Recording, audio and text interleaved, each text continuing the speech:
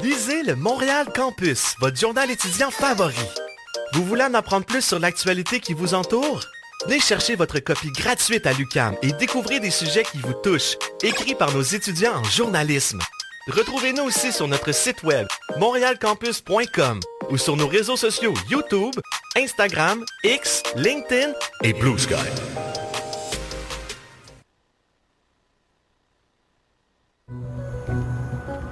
Au cœur de la ville intérieure. Du passé au présent, la nouvelle exposition du MAC, Les gratte-ciels par la racine, explore les enjeux du modernisme tardif à travers plusieurs œuvres qui questionnent l'expérience que nous faisons de ces espaces. Une exposition qui prend une résonance particulière dans l'espace temporaire du MAC à Place Ville-Marie, point de départ emblématique de la ville souterraine. Plus d'infos à macm.org. Coucou, c'est Isabelle de Petite Amie et vous écoutez choc.ca.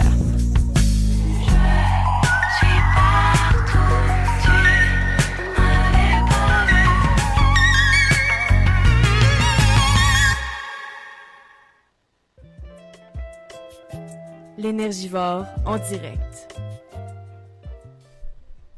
Bonjour et bienvenue à l'Énergivore en direct. Donc aujourd'hui, nous avons Samuel Morier en studio avec nous pour parler de la science derrière l'activité physique. Donc Samuel va maintenant se présenter. Je suis coach à mon compte, spécialiste en transformation. Puis aujourd'hui, je vais essayer de répondre à tes questions au mieux de mes connaissances sur le lien entre la santé mentale puis l'exercice physique. Parfait, donc on a bien hâte d'entendre ça. Avant de commencer l'épisode, j'aime toujours présenter les invités.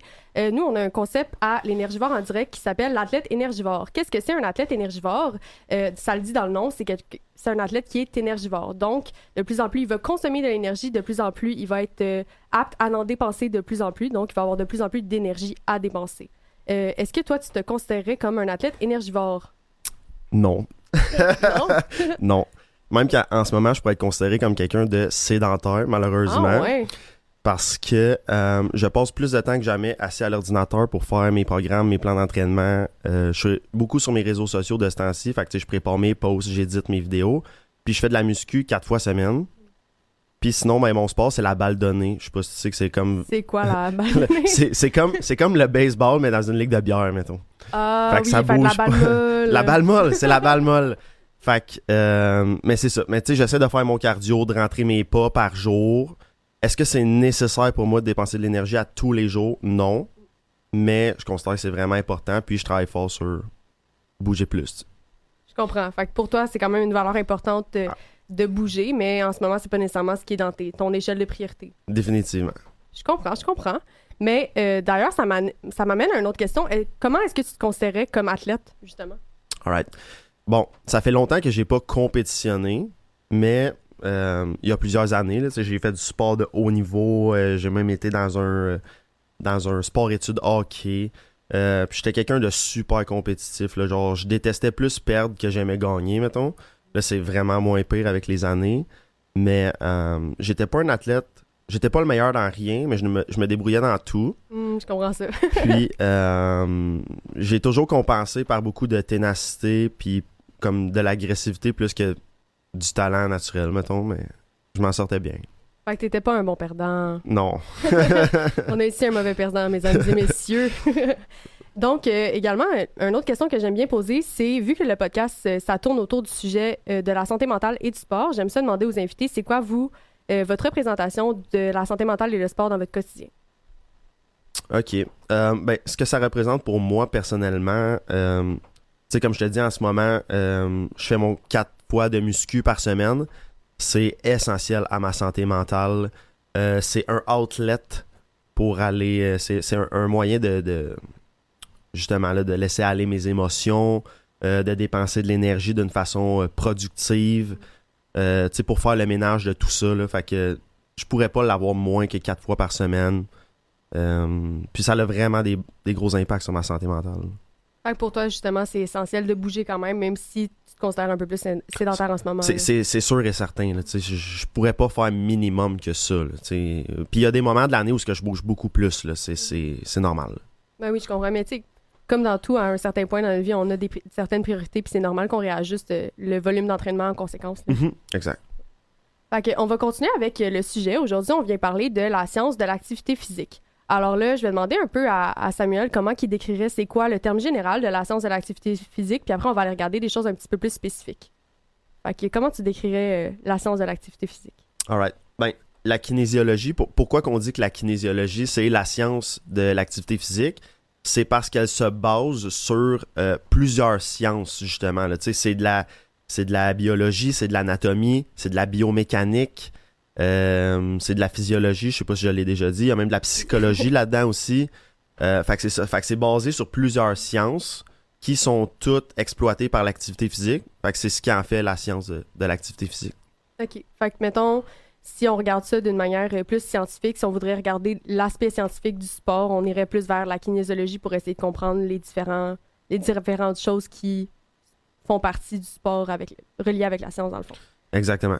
Tu sais, mettons, que ce soit les qualités nécessaires pour pratiquer ce sport-là, que ce soit les principes biomécaniques derrière le mouvement ou derrière juste l'aspect du jeu en général, là, on pourrait tout comprendre ça avec la kinésiologie. OK, super. Puis là, justement, pourquoi est-ce qu'aujourd'hui on parle de kinésiologie et de santé mentale? C'est que la kinésiologie, ça a quand même un gros apport avec la santé mentale parce que, comme que Samuel l'a dit, l'activité physique, ça fait partie de plusieurs choses. Puis la kinésiologie, c'est ça qu'elle considère. Mais également, la kinésiologie considère aussi les neurotransmetteurs dans ton cerveau puis les hormones qui en sont affectées quand tu fais ton activité physique. Alors, on va essayer de démystifier ça ensemble aujourd'hui. Est-ce que tu pourrais plus nous en parler du lien avec...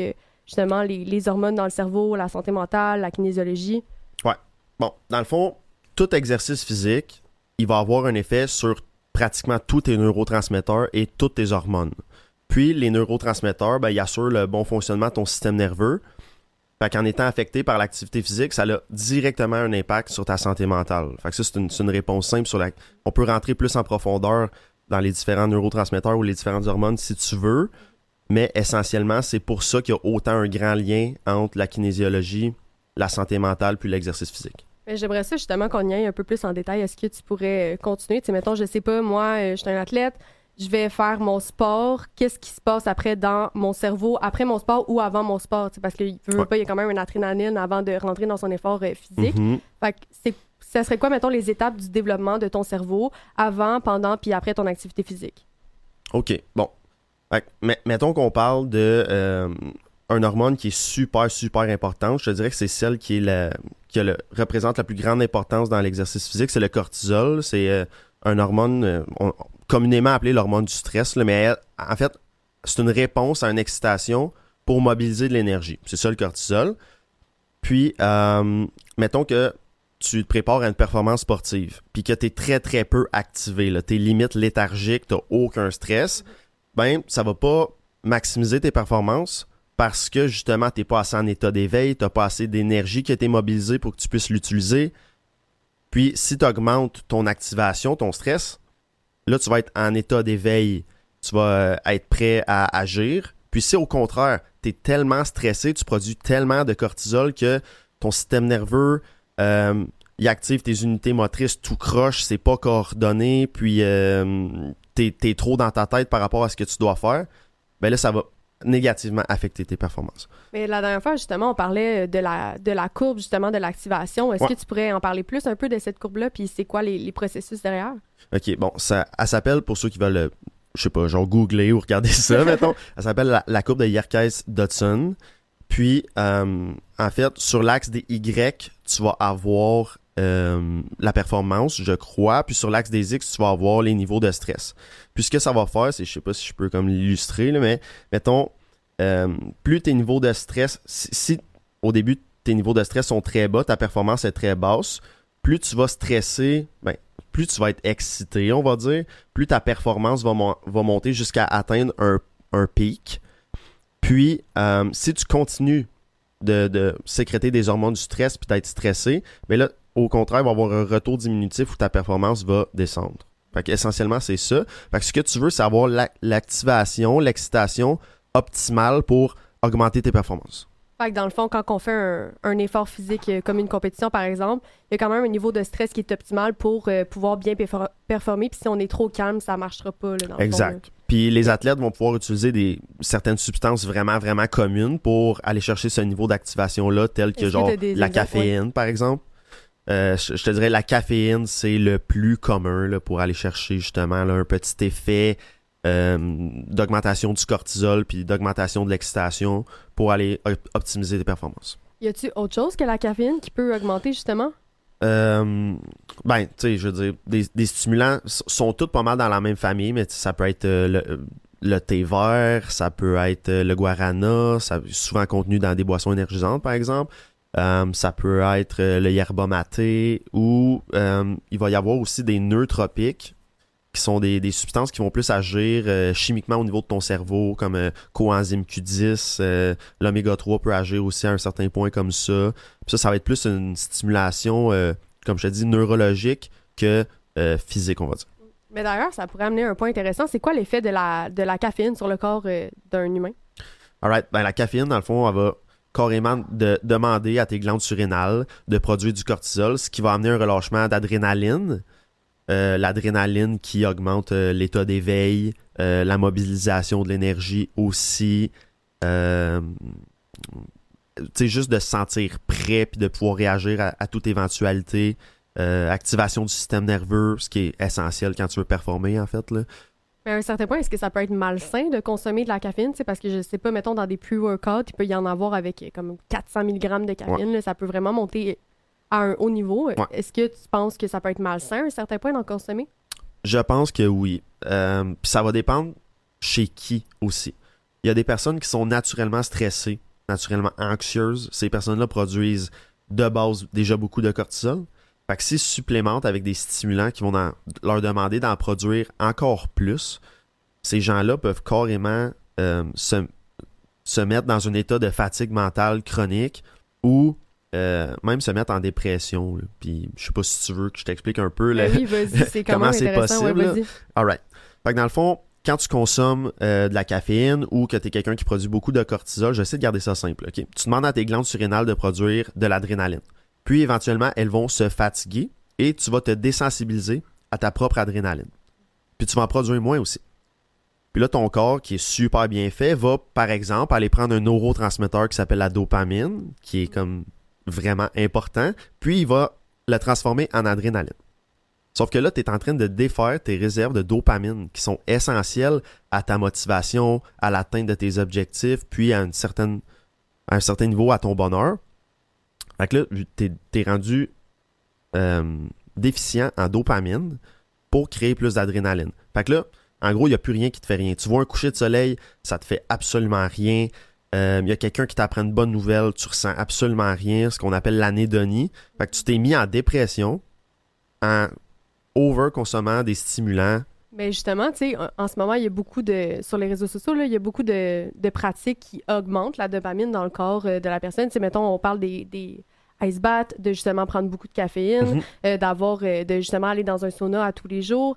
C'est toutes des choses qui peuvent amener à une surcharge de dopamine. Fait que, est-ce que tu dirais que les personnes qui ont une surcharge en dopamine pourraient vivre le même effet ou comment est-ce que tu expliquerais c'est quoi la surcharge en dopamine? Bon, la surcharge en dopamine, c'est que...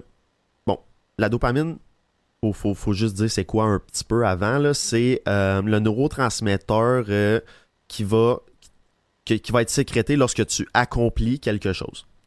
Fait que le problème qui peut être lié à ça, c'est que si tu as des comportements qui augmentent ta dopamine sans réellement faire quoi que ce soit de demandant, là, comme par exemple quelqu'un qui fume ou qui vapote, relâchement de dopamine en ayant fait absolument rien. Boisson énergisante, relâchement de dopamine en ayant fait absolument rien. Ben froid, à la limite, peut en être un aussi. C'est que c'est des façons de satisfaire ton cerveau et de lui donner l'impression d'avoir accompli quelque chose sans que tu aies rien fait. Fait que là, quand tu arrives pour faire quelque chose de difficile, genre faire tes devoirs, faire tes études, accomplir un projet quelconque, ben là, t'as pas vraiment la motivation ni le goût de le faire parce que tu pourrais juste aller te mettre dans un bain froid ou prendre une puff de vape puis t'aurais un relâchement de dopamine. Est-ce que tu dirais que c'est aussi l'une des raisons pourquoi, justement, tu sais, moi, je le vois beaucoup dans les jeunes avec qui j'interviens, sont beaucoup plus sur les réseaux sociaux, sont beaucoup plus sur les appareils électroniques, les jeux vidéo. Puis c'est ce que je remarque avec eux, c'est que, justement, c'est plus difficile d'aller chercher de la motivation. Ils ont plus de signes d'un TDAH, même s'ils n'en ont pas nécessairement. Est-ce que tu trouverais que les deux seraient reliés, nécessairement? Parce que ça apporte de la dopamine de regarder. Des choses sur les réseaux sociaux en 15 secondes, tu as ta dopamine. Là. Ouais. Bon, en fait, oui. Je pense que c'est rendu carrément un terme. Là, on appelle ça l'addiction à la dopamine, le dopamine addiction. On voit ça partout. Puis oui, les réseaux sociaux en sont beaucoup responsables chez les jeunes. C'est surtout les applications où on va scroller rapidement. Là, les Reels, les TikTok, où ce qu'on va être exposé à des flashs. Juste la lumière bleue qui est projetée par notre écran stimule notre production de dopamine.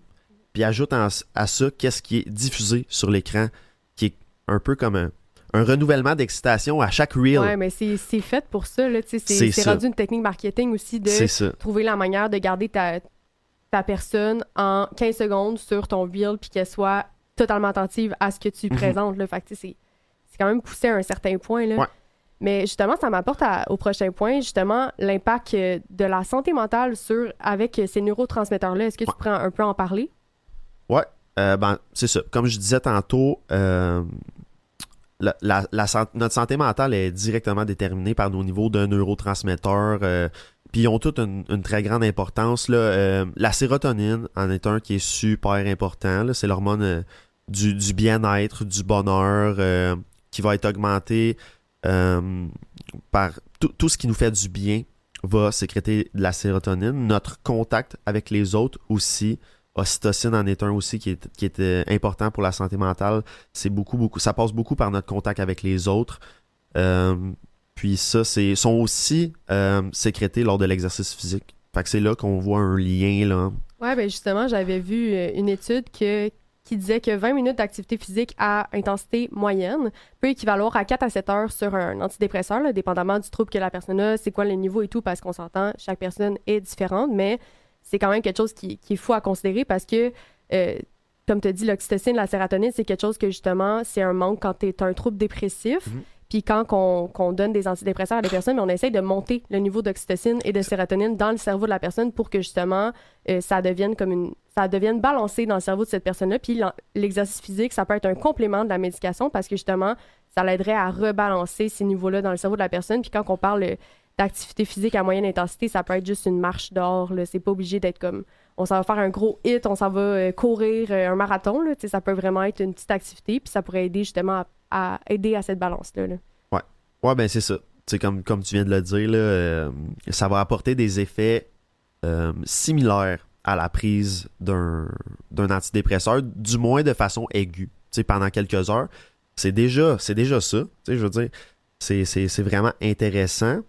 Puis, mais par exemple, faut pas penser que l'exercice physique va remplacer ou va guérir quoi que ce soit. Là. Si on est quelqu'un qui vit énormément dans le passé ou qu'on se projette trop dans le futur, l'exercice physique va pouvoir venir pallier à notre santé mentale, mais il faut absolument, selon moi, là, que ce soit combiné à une thérapie quelconque ou à une modalité pour vraiment venir guérir qu'est-ce qui se passe derrière ça. Ben, tu vois, j'ai étudié en psychologie aussi, là, puis justement, quand on regardait les différentes manières de soigner le trouble à quelqu'un, la manière la plus efficace, c'était un combiné de médication et de consultation, dans le fond, parce que chaque personne, si on parle pas nécessairement de comment on se ressent à l'intérieur ou si on n'essaye pas nécessairement de comprendre les émotions qu'on vit ou qu'on revoit dans le passé nécessairement, là, qu'est-ce qui nous affecte, ben, à un certain point, ça reste dans notre tête puis on n'est pas capable de relâcher ça. Fait que même si on fait de l'activité physique, même si on prend de la médication, il faut trouver une manière de comprendre comment on se sent pour pas justement que ça fasse comme une espèce d'augmentation dans son corps puis justement de le garder à l'intérieur. Souvent, ça peut créer de la cortisol même sans qu'on en soit conscient. Là. Définitivement, ouais. Mais est-ce que tu pourrais continuer justement sur le lien avec la santé mentale? Je pense qu'on avait parlé de sérotonine, de oxytocine. Ouais. Mais là, on a oublié un petit peu la cortisol. Je pense que ça pourrait être important d'en parler un peu plus. Ouais, bon, oui. Dans le fond, ce cortisol va être augmenté par l'exercice physique, surtout l'exercice physique de haute intensité. Comme tu viens de le dire, quelqu'un qui fait des hits Ou, par exemple, quelqu'un qui fait de la musculation très classique, là, mais qui amène chacune de ses séries à l'échec ou très proche de l'échec, le corps va percevoir ça comme un stress. Puis va le percevoir de la même façon que si tu étais stressé pour tes examens de fin de session, par exemple, que tu es face à un animal sauvage dans le bois puis il faut que tu te sauves. C'est le même stress. Tu viens de te pogner avec ta blonde ou elle vient de te laisser, par exemple, stress, le corps va réagir en produisant du cortisol. Fait que, ça s'appelle justement le fight or flight. Là. Je sais pas c'est quoi exactement le terme en français. Fait que si vous voulez le rechercher à la maison et me dire c'est quoi. Le combat ou la fuite, je pense. Peut-être c'est ça. Mais en fait, ça ferait du sens. Ouais. Mais c'est le sentiment que justement, quand tu mets ton corps dans un certain stresseur, ben ton corps va se sentir comme s'il est sur le bord de mourir puis il faut qu'il s'enfuit. Donc, c'est ça le sentiment de fight or flight. Fait que c'est ce que le cortisol te fait ressentir. Quand c'est un niveau élevé, on dirait que tu es tout le temps en état de fuite. Fait que ça fait juste monter ton niveau de cortisol dans ton corps. Exact. Fait que le lien avec l'exercice physique, c'est que si tu es quelqu'un qui a beaucoup de responsabilités, puis il y a beaucoup de stresseurs dans ta vie déjà qui te font sécréter du cortisol et qui te met dans le fameux combat ou fuite, puis qu'en plus, tu passes énormément de temps à t'entraîner super fort, ben peut-être que là, tu es en train d'en faire trop, puis ça peut. Ton activité physique, qui est réputée pour être super bonne pour la santé, ben là, est en train de t'affecter négativement. Là. Fait qu'il faut vraiment considérer tous tes stresseurs, puis ajuster tes différentes variables en fonction les unes des autres. Tu sais, comme je te dis, tu as déjà beaucoup de responsabilités, tu ressens déjà énormément de stress. Ben peut-être que tu devrais passer ton entraînement de 5 fois semaine à 2-3 fois semaine momentanément, puis d'aller chercher plus du plaisir que de la performance, par exemple. Mais justement, on en parlait la dernière fois que quand tu t'en vas au gym, ta fibre musculaire elle va être affectée, mais ta fibre musculaire, il faut qu'elle soit prête à recevoir cet impact-là, puis en ayant de la cortisol, ben, elle peut être un petit peu moins prête à recevoir cet impact-là. Fait que c'est justement ce qu'on parlait, là, l'importance de la récupération. Là. Est-ce que tu voudrais élaborer un peu plus là-dessus? Ouais. Lorsque tu ressens déjà de la fatigue, puis que tu es déjà quelqu'un qui produit chroniquement du cortisol à cause de différents stresseurs, lorsque tu arrives au gym ou lorsque, c'est pas nécessairement juste le gym, mais mettons un athlète qui arrive pour compétitionner. Bon. Si tu as déjà une fatigue physique ou une fatigue mentale, le cerveau va s'adapter pour ne pas ressentir davantage de douleur ou pour ne pas ressentir davantage de fatigue. Fait que ça peut avoir des effets vraiment aigus, genre ton cerveau peut carrément empêcher ton système nerveux de recruter des fibres motrices. Fait que tu as carrément des fibres musculaires qui vont pas se contracter. Ça peut affecter énormément ta production de force, ton endurance, si tu es un athlète d'endurance. Fait que, tu sais, on voit que arriver dans un état pour compétitionner, bon, en ayant déjà un haut niveau de cortisol ou de la fatigue en général, ben, ça peut vraiment fortement impacter négativement tes performances. Là. C'est fou quand même de penser que, tu sais, en ce moment, également sur les réseaux sociaux, il y a eu comme un gros mouvement de tout le temps, justement, aller s'entraîner, de jamais arrêter, de se lever à 4 heures du matin et de se coucher à comme minuit, puis genre de never stop the grind. Mais tu sais, à un certain point, c'est pas quelque chose qui est nécessairement santé puis durable à long terme pour le corps de la personne, mais c'est pas nécessairement quelque chose qu'on parle, là. Fait que c'est quand même important de le mentionner. Oh non, c'est sûr, tu sais, je veux dire, comme tu dis, là, on le voit beaucoup sur les réseaux sociaux de ce temps-ci, là, la routine de matin parfaite, là, tu sais, les gens qui se mettent la face dans un bac de glace avec de l'eau pétillante, puis genre, ils mangent un œuf brouillé, un œuf tourné, faut pas qu'ils se touchent. Tu sais, je trouve que pour certaines personnes, c'est quelque chose qui va carrément augmenter leur stress, parce que si leur routine du matin est pas parfaite ou qu'ils n'ont pas eu le temps de la faire, ben là, ça va vraiment augmenter leur stress, il va leur manquer un élément. Quand on devrait peut-être juste se concentrer sur la base, là, une alimentation équilibrée, faire de l'exercice au moins quelques fois par semaine, avoir une bonne hygiène de sommeil, gérer son stress, être hydraté, essentiellement ça, avant de se compliquer la vie dans des routines vraiment genre... Ben oui, puis tu sais, même la récupération, ça a comme une espèce de pyramide, là, il y a des choses essentielles à faire avant de te rendre, je sais pas, à de la pressiothérapie, là, Ah ouais, c'est ça. Il y a des choses qui sont essentielles que si tu maîtrises pas avant, ben rends-toi pas à la pressiothérapie, ça sert absolument à rien. Là. Mais est-ce que tu connais cette pyramide-là, justement? Ben, pas nécessairement, mais je suis capable de comprendre le concept que sais, si tu mets énormément d'efforts et d'énergie dans ta supplémentation ou dans ce qu'on appelle le biohacking, là, justement, là, tu sais, prendre des bains froids, avoir une diète bien particulière, mais que les bases que je viens de nommer sont pas maîtrisées. Je veux dire, on met pas notre énergie à la bonne place. Là. C'est ça, tu sais, les bases dans la pyramide, c'est le sommeil, l'hydratation, puis l'alimentation. Puis quand tu commences à monter, ben justement, là, ça devient un petit peu plus pointu, mais tu sais, on s'entend que quand on parle de bain froid, c'est pas dans les premières parties de la pyramide. Définitivement pas. C'est ça. Ben justement, ça m'apporte à un point de parler justement du lien entre la science de l'activité physique puis le sommeil. Ouais, bon, dans le fond, le sommeil, tu sais, je veux dire, on sait à quel point que c'est important, le sommeil. Idéalement, on veut qu'il soit réparateur. Pour le commun des mortels, on veut 7-8 heures par nuit. Puis si on a ces deux facteurs-là, là, fait qu'il est réparateur puis qu'on en a assez, normalement, toutes nos bases de récupération sont optimales. OK? On va pas plus récupérer si on dort 10-12 heures que si on en dort 8. C'est prouvé par les études, là, ça n'apporte pas un plus grand avantage. Fait que s'il est réparateur, si on en a au moins 7-8 heures, on est good, on n'a pas besoin de... Est-ce que c'est pour tout le monde, le minimum de 7-8 heures, ou ça dépend, dépendamment des personnes? Non, c'est ça dépend, tu sais, je veux dire, ça c'est une moyenne, mais il y a des personnes qui, comme moi par exemple, je suis une personne qui a plus que 6h30 de sommeil, j'en ressens pas nécessairement le besoin. Là. Même si je me couche tôt, après 6h30, mon corps va naturellement me réveiller avant mon cadran, par exemple. C'est mon heure. Comme il y a des personnes que c'est constamment 9, en bas de 9, sont tout le temps fatigués, ils peuvent pas fonctionner. Fait que oui, il y a des différences D'où l'importance d'écouter son corps là, dans ces processus-là, puis de pas justement faire qu'est-ce que tout le monde fait. Quand on pense à notre corps, puis à notre santé à nous, puis à notre niveau de cortisol, c'est important de justement considérer comment est-ce que notre corps se sent à travers ça. Là. Ouais. Puis c'est ça. Puis dans le fond, le sommeil va être une des modalités de récupération les plus importantes là, avec l'alimentation et le sommeil. Fait qu'avoir assez de nutriments, de micronutriments, puis avoir un sommeil, avoir assez d'heures de sommeil, puis qu'il soit réparateur, c'est les deux facteurs les plus importants dans notre récupération. La gestion du stress, je le rentrerai là-dedans aussi. Puis c'est ça, dans le fond, pendant ton sommeil, tu vas sécréter plein d'hormones nécessaires à ta récupération. L'hormone de croissance est sécrétée pendant ton sommeil, super importante à la récupération. Mais ça doit être d'ailleurs pour ça que les jeunes en adolescence doivent dormir comme entre, je pense que c'était 8 à 10 heures là, de sommeil, comme c'était un peu plus élevé. Là. Ouais, c'est ça. Naturellement, les jeunes êtres humains là, en croissance vont dormir plus, notamment pour pouvoir pulser plus d'hormones de croissance puis se développer. Là.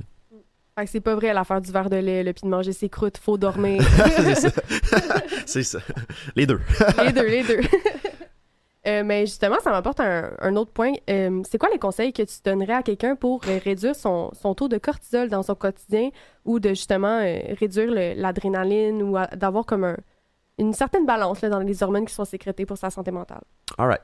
Bon, premièrement, comme je l'ai dit, là, gérer ses bases.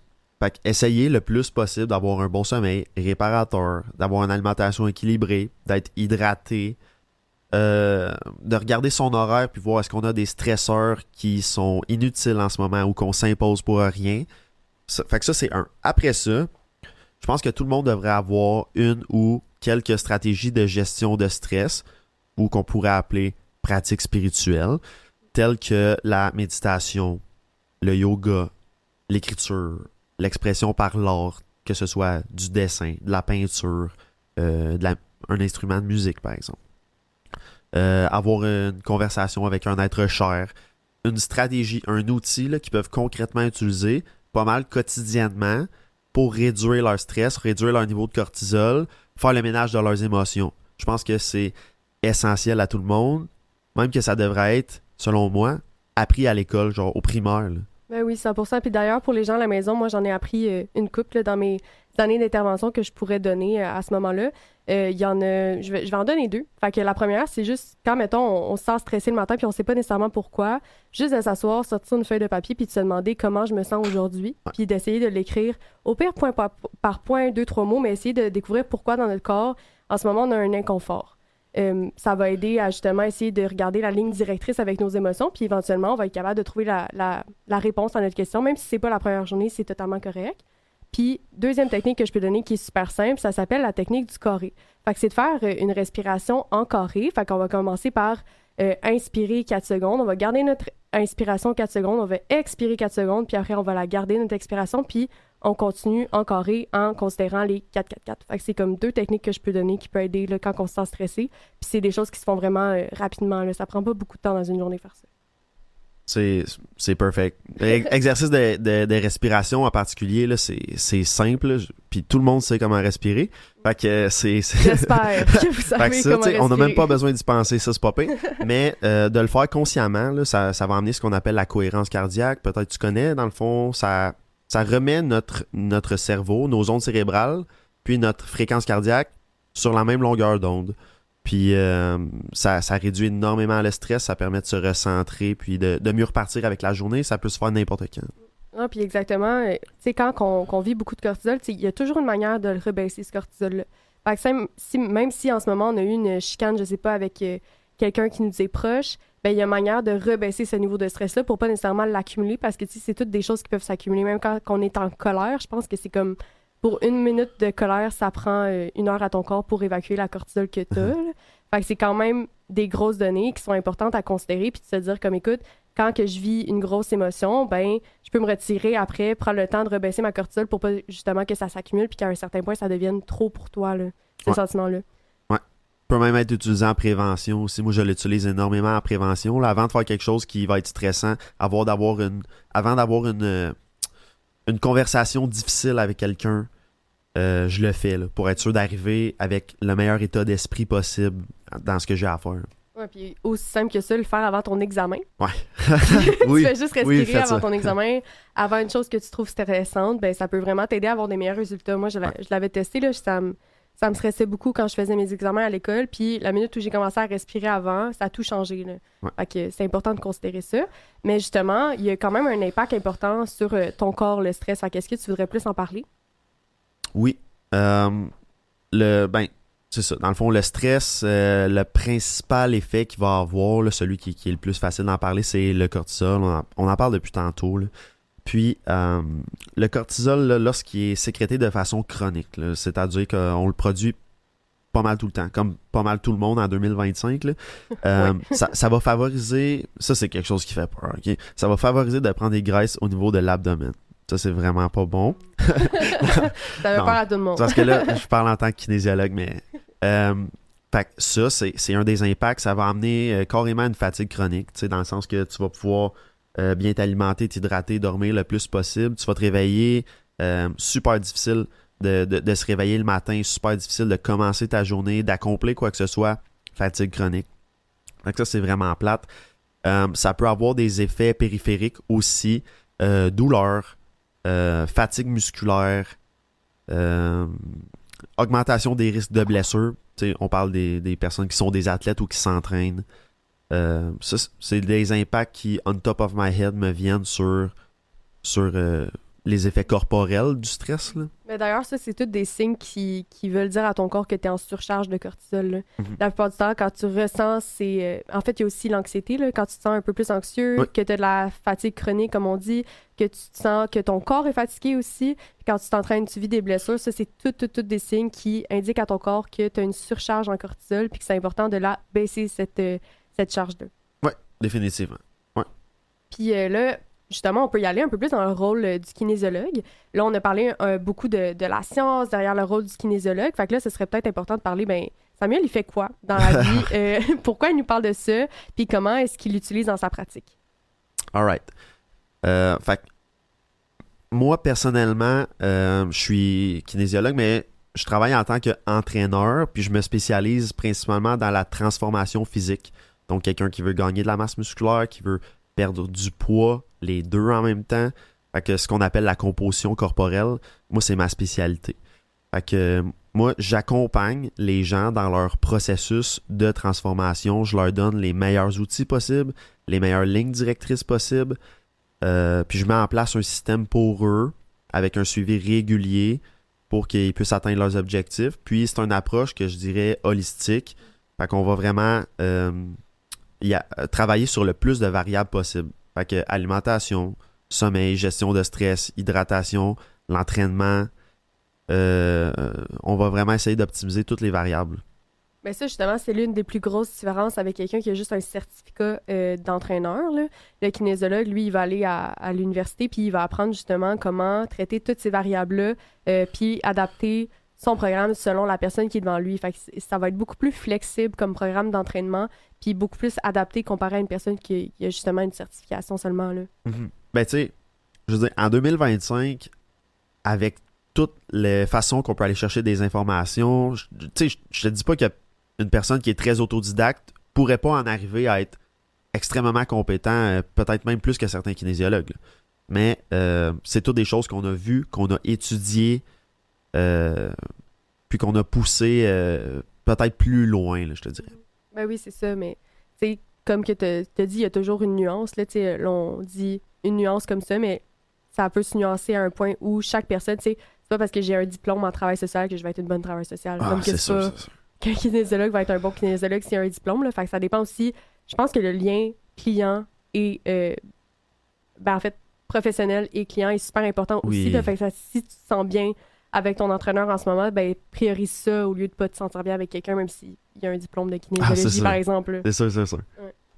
C'est super important de considérer ça.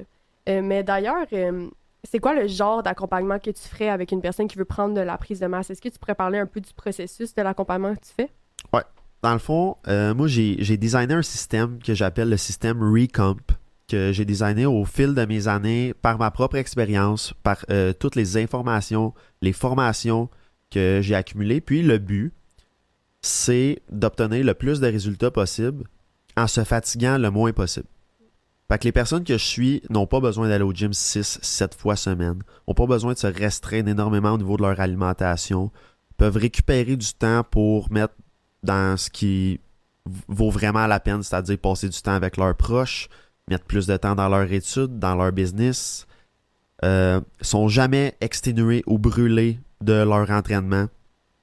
Fait que c'est le système que j'essaie d'implémenter qui va contenir justement un suivi au niveau alimentaire, entraînement, protocole de supplément pour les personnes qui en ont besoin, gestion de stress. J'ai carrément des clients auxquels je propose des stratégies, ils les essaient, si ça fonctionne, on les garde, sinon on en essaye d'autres. Fait que c'est ça. On essaie vraiment d'optimiser le plus de variables possible au travers d'un système que j'ai créé au fil des années. Là. C'est quoi? Ça veut dire quoi, un recomp? Ouais, un recomp, dans le fond, c'est pour recomposition.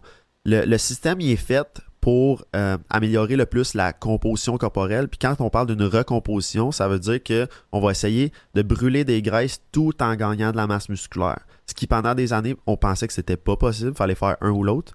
Maintenant, on sait que c'est possible de faire les deux en même temps si les bonnes conditions sont mises en place. Puis c'est ça, moi, dans le fond, moi, j'ai les connaissances pour faire ça.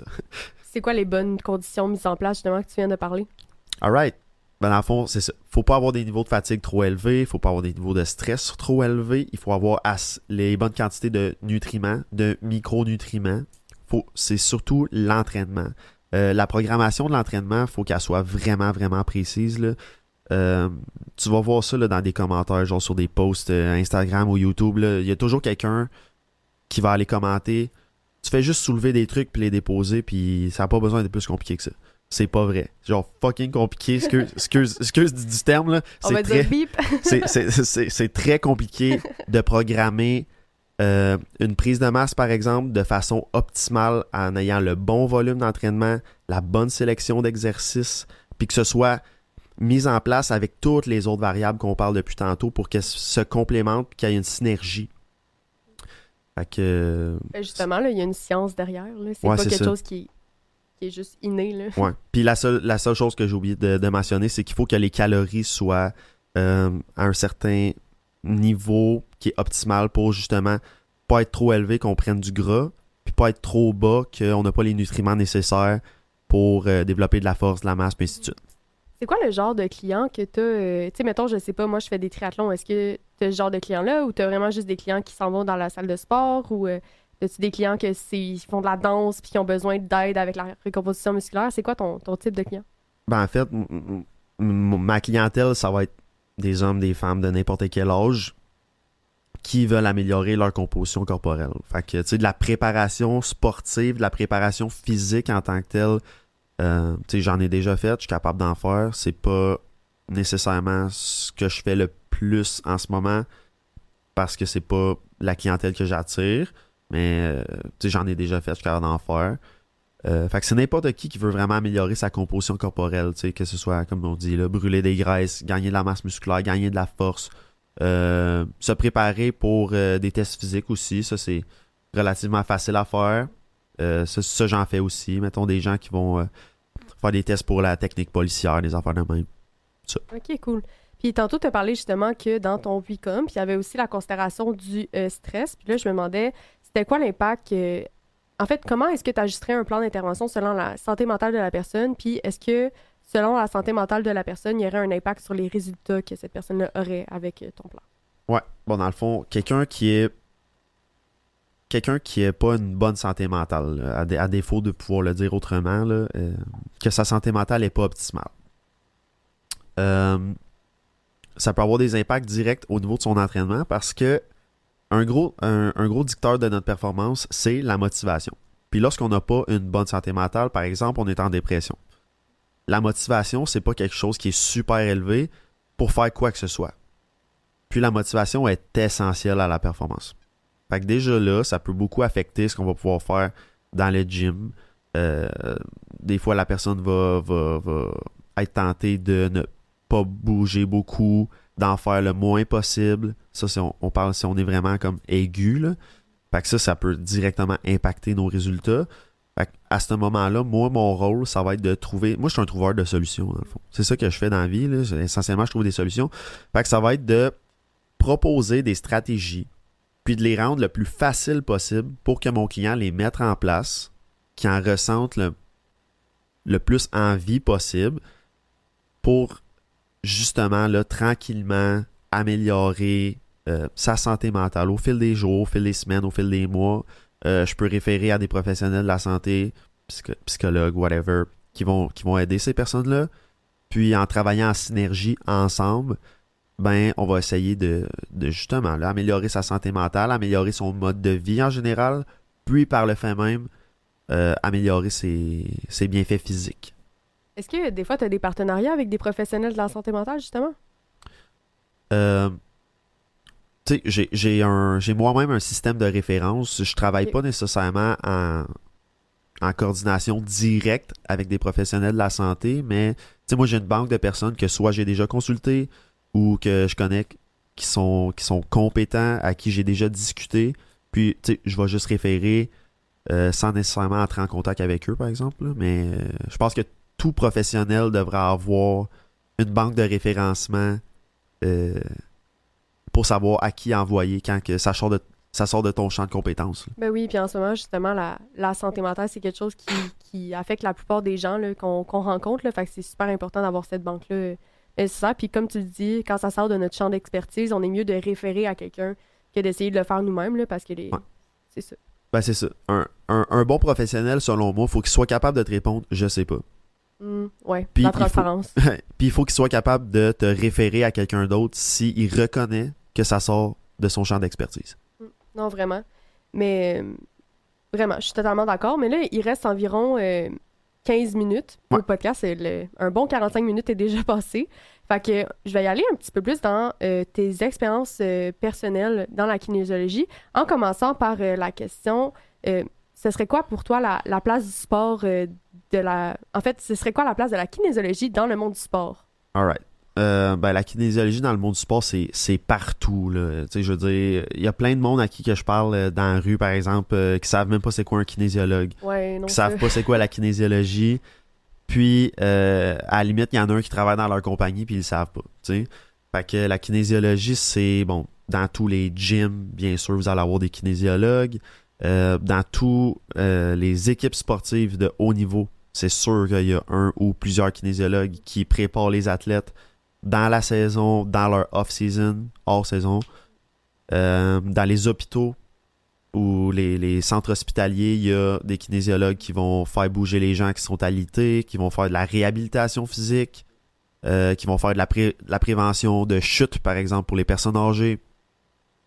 Dans l'armée, on en parlait l'autre fois, dans l'armée, il y a des kinésiologues pour préparer les soldats à être physiquement le plus fort, le plus endurant possible, s'assurer qu'ils s'alimentent bien, qu'ils ont un bon mode de vie, qu'ils soient prêts à toute éventualité. Fait que c'est vraiment, vraiment réparti dans plein de sphères. Ouais, la kinésiologie, c'est quand même très, très, très versatile. Là. Ouais. Mais justement, je pense que ce qui vous aide à être versatile, tu me diras si c'est le contraire, je suis pas kinésiologue moi, c'est que vous avez plusieurs compétences, mais comme très larges. Là. Tantôt, tu parlais de justement que c'était holistique, Ouais. la kinésiologie, mais justement, le fait que ça soit holistique, je trouve que c'est pour ça que vous êtes capable d'aller toucher autant de domaines. Là. Ouais. Ben c'est ça. Mais, par exemple, si je prends mon bac, dans mon cours, on a eu des cours d'introduction à plusieurs choses, mais c'est ton devoir de être autodidacte puis d'aller pousser tes connaissances dans ces choses-là qu'on t'a dit « Hey, ça c'est important, faut que tu le maîtrises ». Fait que kinésiologue compétent, normalement, il va avoir fait ses recherches, va avoir poussé ses connaissances dans ces divers... Dans les diverses sphères qu'il veut s'attarder à. Exactement. Dresse ça. Super. Mais là, en fait, pourquoi toi, tu as choisi la kinésiologie? Alright. Dans mon cas, c'était vraiment égoïste. Je voulais, OK. je voulais optimiser mes performances sportives puis mon physique. Fait que je me suis dit, quoi de mieux que d'aller étudier la performance humaine puis l'optimisation du mouvement pour arriver à mes fins. Puis en même temps, je me suis rendu compte que c'était vraiment passionnant, que j'allais pouvoir aider plein de gens avec ça. Puis j'ai toujours été quelqu'un qui voulait aussi aider les autres. Fait que là, j'ai comme combiné mes deux désirs ensemble. C'est difficile de combiner plusieurs intérêts en même temps, je trouve. Là, moi ayant beaucoup trop de panoplie d'intérêts et de passions, c'est difficile pour moi de choisir dans quel champ je vais. Puis c'est bien justement que tu aies réussi à apprendre la kinésiologie puis à faire comme parfait. Fait que si, mettons, il y a quelqu'un qui se sent pas bien, je vais pouvoir l'écouter, lui trouver les bonnes personnes à qui se référer et tout. Fait que c'est super... je trouve que c'est bien. C'est une belle approche. Yep. Mais d'ailleurs, c'est quoi ton parcours en tant qu'athlète? Tu sais, là, tu as dit que tu es rentré en kinésiologie pour arriver à tes fins. Ouais. Continue là-dessus. Bon, moi, j'ai commencé à m'entraîner à l'âge de 15 ans, puis là, j'en ai 31. Fait que là, si on fait le calcul, là, je suis vieux. Ça fait 16 ans que je m'entraîne. J'ai commencé pour optimiser mes performances sportives. Moi, je jouais au hockey de très haut niveau. J'étais dans un sport-études hockey. L'été, je jouais au soccer de haut niveau aussi. Puis, je voulais, premièrement, optimiser mes performances sportives. Puis, je voulais avoir quelque chose à faire entre les games. Aussi simple que ça. Fait que j'allais au gym.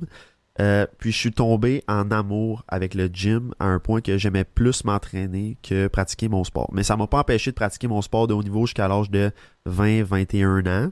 OK, quand même. Puis par la suite, ben là, j'étais pas assez bon pour aller pro dans rien. Fait que j'ai juste continué de faire bon du sport. dans tout, mais professionnel dans rien, dans le fond. Là. Fait que j'ai juste continué de faire du sport casual. Puis tu sais, j'ai tout fait. Là. J'ai joué au volley, tennis... Là, maintenant, comme j'ai dit tantôt, la balle molle. La balle fait molle. Fait que c'est ça. Le sport fait encore partie intégrante de ma vie. Deck hockey aussi, super rough pour les gens qui veulent se mettre en forme. Deck hockey. Fait que essentiellement, ça a été ça mon parcours d'athlète. Là. Fait que du haut niveau jusqu'à l'âge de 20-21, puis après ça, casual. Casual gym. Sédentaire. Mais sédentaire selon ta définition. Actuellement. C'est pas tout le temps ça. Puis c'est quoi ta relation, toi, avec la santé mentale?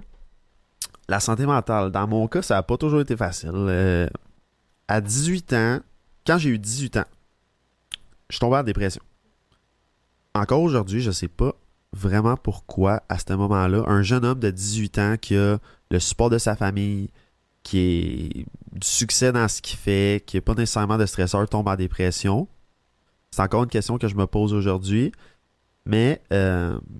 ça m'a permis justement là, de rapidement dans ma vie développer des stratégies de gestion de stress, une ouverture spirituelle aussi assez tôt dans ma vie, que je suis vraiment content d'avoir avec moi dans mon bac à outils aujourd'hui, là, qui m'a été utile toute ma vie depuis ce temps-là. Au fil des années, oui, j'ai eu des hauts et des bas au niveau de ma santé mentale, mais je suis jamais retombé aussi bas qu'à ce moment-là, justement parce que il y a des bons outils que j'ai eu rapidement, puis que j'ai pu utiliser là, tout au fil de ma vie. Puis je te dirais que chaque année, ma santé mentale va mieux que l'année d'avant.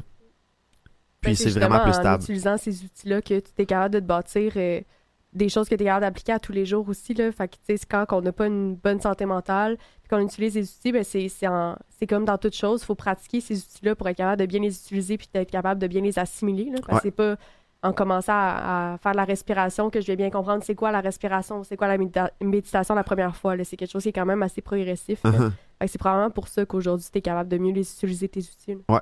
Ouais, ben c'est ça. Mais la plupart des stratégies de gestion de stress sont considérées comme des skills, comme des talents. Puis ça veut dire qu'on peut les développer. Tu sais, c'est pas rare que je propose à un de mes clients de faire de la méditation, par exemple. Tu sais, juste comme ça. Je vais juste l'approcher. Il me dit, je suis pas capable. Je suis pas capable. J'ai essayé 1 fois et demie. Puis je suis pas capable. Il y a plusieurs personnes que c'est ça leur réaction. C'est comme, il va peut-être falloir le réessayer quelques fois puis persévérer un petit peu là-dedans avant que ça produise des effets. Puis je te jure que tout le monde est capable de devenir meilleur. Oui, il y a des personnes pour qui c'est plus difficile. Si t'es quelqu'un qui a un très gros TDA, si t'es quelqu'un qui a une façon de processer vraiment cartésienne, ça va être difficile pour toi de te laisser aller dans quelque chose qui est plus ésotérique, on va dire. C'est difficile de dire, on va se laisser ensemble tout seul avec ses pensées pendant un bon comme 10 à 15 minutes, puis on va se concentrer sur notre respiration. Tu sais, du même, ça fait un peu peur. Là. Ah non, c'est ça. Je comprends que ça avec peut être... Avec une petite voix en arrière, puis la petite musique de fontaine. C'est ça. Genre, qu'est-ce que je fais en ce moment? Là, mais tu sais, c'est ça. Tout fait partie du processus. C'est quelque chose qu'on peut fortement améliorer puis qui vaut la peine, je pense. Mais d'ailleurs, je trouve que ça montre beaucoup de résilience quand les gens ils font des pratiques pour leur santé mentale, puis en continu, puis à un certain point, ça t'amène aussi beaucoup de résilience dans ta vie tous les jours. Tu es capable de voir un challenge, puis d'être capable de le surmonter beaucoup plus facilement. Quand tu vis des embûches, tu te remontes, tu es capable de voir le positif derrière, de trouver, mettons, je sais pas, il y a quelque chose de négatif, qu'est-ce que je pourrais faire de mieux, de t'auto-réguler toi-même. Ça apporte beaucoup de résilience, puis je trouve que la résilience, c'est quelque chose qui est essentiel, autant pour la santé mentale que pour un athlète. Là. C'est 2 choses qui sont super essentielles. J'aurais pas pu mieux dire, là, en fait, là, ça augmente énormément ta résilience, puis je pense que c'est le point le plus important des stratégies qu'on parle depuis tantôt, là, c'est que ça va non seulement guérir si tel est le besoin, mais ça va aussi prévenir énormément. Là. Si t'es quelqu'un qui est tout le temps relativement bien groundé, puis que tu sais que t'as des outils, juste l'assurance de savoir que t'as des trucs qui peuvent t'aider en cas de besoin, ben quand il y a quelque chose de aigu qui va t'arriver, tu vas pas autant stresser, tu vas pas autant réagir, tu vas pouvoir tout de suite te retourner vers tes outils que tu as puis les utiliser. Mais ce que je réalise avec le temps, c'est que la plupart des gens ont de la misère à s'autoréguler tout seul ou ont de la misère à affronter un défi tout seul aussi. Là. Fait que, en ayant ces outils-là, ça t'aide justement à être capable de faire ça puis de pouvoir affronter des situations quand tu n'as personne pour t'aider autour de toi. Ben, tu sais, je dis pas que tout le monde devrait apprendre à méditer, par exemple, puis juste se baser là-dessus pour aller guérir des trucs. Il y a plusieurs techniques aussi, là. Tu sais, je veux dire, la thérapie par la parole, ça va toujours être efficace, là, tu sais, pouvoir parler de tes émotions à quelqu'un à qui tu as confiance. Je pense que c'est essentiel de le faire, tu sais, remettre ça aussi entre les mains d'un autre être humain. C'est vraiment important, tu sais, que ce soit ton psychologue ou quelqu'un de tes proches en qui tu as confiance. Ça, on pourra jamais remplacer ça par rien. Mais c'est de combiner toutes ces choses-là. C'est ça, mais tu sais, veux pas, comme tu dis, l'humain a besoin de l'autre humain. Là. C'est sûr que ça sauve rien, mais des fois, tu sais, c'est sûr qu'on se retrouve tout seul avec nous-mêmes, puis il faut être capable de vivre nos émotions quand on n'a pas la ressource d'aller voir quelqu'un d'autre. Là. Exact. Puis là, il nous reste un petit 5 minutes. Fait que je me demandais si tu pourrais parler d'un peu de tes services, de ce que tu offres. J'aime ça offrir la plateforme aux personnes que j'invite pour promouvoir qui sont, c'est quoi qu'ils offrent et tout. Là. Parfait. Fait que dans le fond, concrètement, mes 2 façons de fonctionner, c'est un suivi soit en personne. J'ai mon propre local qui est équipé dans lequel je fais de la kinésiologie en personne. Puis j'ai aussi un service en ligne pour les gens qui peuvent pas se déplacer ou qui veulent juste un suivi mensuel, par exemple. Fait que c'est les 2 types de suivi que j'offre vraiment concrètement. Comme je l'ai dit tantôt, c'est pour implémenter le système Recomp qui va nous aider à améliorer le plus possible notre composition corporelle, qui contient pour tous mes clients là, le plan d'entraînement, le plan alimentaire, puis des conseils en continu sur gestion de stress, alimentation, sommeil, hydratation, supplémentation aussi. Ma principale plateforme, c'est mon Instagram. Si jamais les gens veulent aller s'informer, là, sammorier.kin. Je suis aussi sur TikTok, vraiment moins sur TikTok. Je suis aussi sur Facebook, vraiment moins sur Facebook. C'est tout de moins en moins sur Facebook, c'est je pense. C'est ça. Puis j'essaie de publier régulièrement du contenu éducatif pour justement là, que les gens puissent se retrouver là-dedans, puis avoir des informations, être autonomes à un certain point. Puis s'ils ont besoin d'aide, ben là, ils peuvent entrer en contact avec moi, puis ça va me faire plaisir de les aider. Ben, je trouve ça vraiment super. J'espère qu'à la maison, vous avez apprécié l'épisode d'aujourd'hui et que justement, vous en avez appris un peu plus sur la science de l'activité physique. On se revoit la semaine prochaine pour le dernier épisode de la saison 1. On va voir un athlète des citadins de l'UQAM avec son entraîneur pour parler de l'impact du off-season sur la santé mentale des athlètes et des entraîneurs quand que justement, il n'y a plus de saison sportive. Alors, bonne journée! C'était l'Énergivore en direct.